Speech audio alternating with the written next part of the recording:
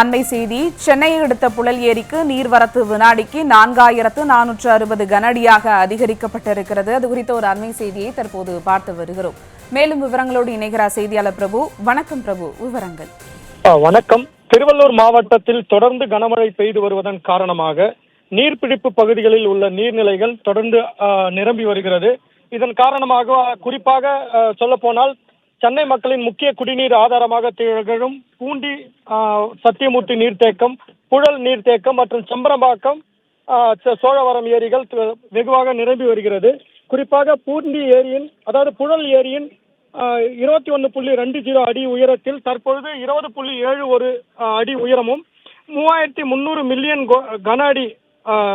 கன அடி நீர் கொள்ளளவு கொண்ட புழல் ஏரியானது தற்பொழுது 3161 மில்லியன் கன அடி நீரும் இருப்பு உள்ளது. மேலும் ஏரிக்கு நீர்வரத்து தொடர்ந்து அதிகரித்து வருது. காலையில் 2900 கன அடியாக இருந்த நீர்வரத்தானது தற்பொழுது 4460 கன அடியாக அதிகரித்துள்ளது. இதனைத் தொடர்ந்து காலையில் உபரி நீர் வெளியேற்றமானது 750 கன அடியாக இருந்து வந்த நிலையில் தற்பொழுது வரை அந்த உபரி நீர் திறப்பானது 750 கன அடியாகவும் இருந்து வருகிறது. மேலும் அணைக்கு வரும் நீரின் வரத்து அதிகரிக்கும் பொருட்டு அந்த அணையிலிருந்து வெளியேற்றப்படும் உபரி நீர் திறப்பும் அதிகரிக்கப்படும் எனவும் பொதுப்பணித்துறை அதிகாரிகள் தரப்பில் கூறப்பட்டுள்ளது.